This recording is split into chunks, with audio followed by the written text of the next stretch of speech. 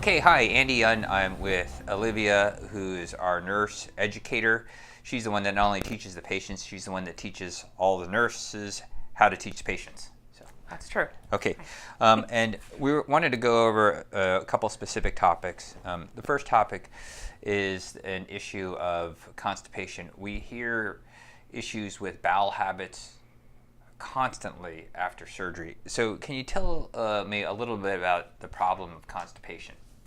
So constipation has a multitude of effects, or I should say causes, after surgery. One of them being the fact that a patient had some anesthesia in their system, and that leads to a decrease in the motility or the movement of stool through the GI system. So that in itself can slow down the bowel movement, the frequency of bowel movements, as well as some immobility after surgery. So the patients on the orthopedic unit are obviously getting up.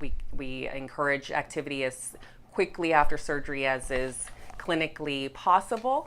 But your activity level is still not as it was at home prior to surgery. So that alone will contribute to the constipation, as well as adding on top of that potentially narcotic pain medications, which carry the side effect of constipation. So all of those factors wear the GI system down and slows down your movements significantly. Yeah, I guess we can look at constipation as just a slowing of the GI system. And the specific mechanics have to do with peristalsis, the way the intestine is able to move matter down through the bowels. And it just slows down as the muscles weaken as we get older. That's true as well. And then on top of that, we have surgery. And that makes things even slower, so we really begin to hear about it. So patients who are constipated get even more constipated. That's true. So how do we deal with that? So I don't think we've been able to eliminate the problem, but how can we minimize that problem so that patients are not as uncomfortable after surgery while going through recovery? So one thing that I encourage even before coming in for surgery is to try to take something, even if it's the mildest of mild, to stimulate a bowel movement prior to coming into the hospital for an elective procedure like joint replacement. So even a very mild over-the-counter stool softener or laxative a day or two before surgery, so that you don't come in already constipated. That's number one. Number two is after surgery, be as active as you can within obviously the restraints of your pain management and other factors. When you get home, continue that activity. Increase fiber and fluid in the diet, which we initiate in the hospital from the day of surgery.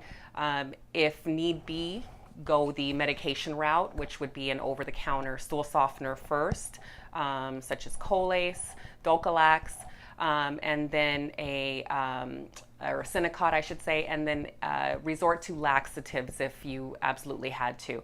And we say about 2 to 3 days without a bowel movement is the point where you need to consider taking a stimulant laxative versus just the stool softener. And so anything over the counter that works for you would be beneficial. And just be mindful of the fact that the narcotic pain medication that you might be taking after surgery is one of the contributing factors. So if you're taking those regularly, you should be taking a stool softener in addition.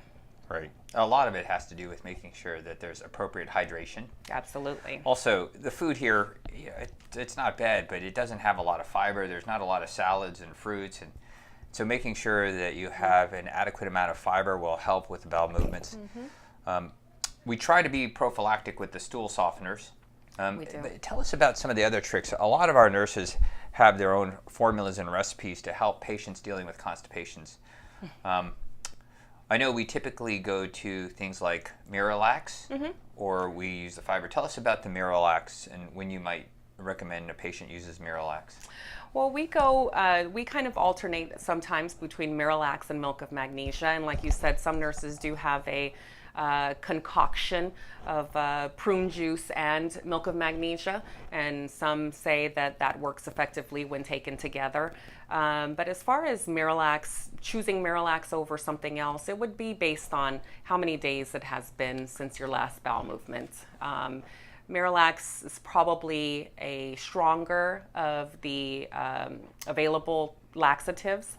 So I wouldn't resort to that from day 0, but maybe on the second day after no bowel movement, or the third morning after no bowel movement, definitely some Miralax.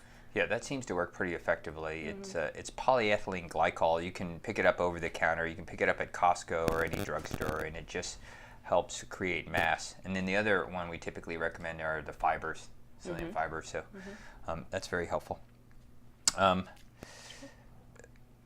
Any final thoughts on how we might prevent this from happening? So other than being mindful of what is most likely to be contributing to your constipation, so whether that be you're not drinking enough, you're not increasing the fiber in your diet, eating green leafy vegetables, salads. If that is one thing that you know is a factor, obviously that's what you want to work on. If it's pain medication, narcotic pain medication, and you're just dealing with the side effects of that, then we have to take something to counteract it, like the stool softeners and laxatives.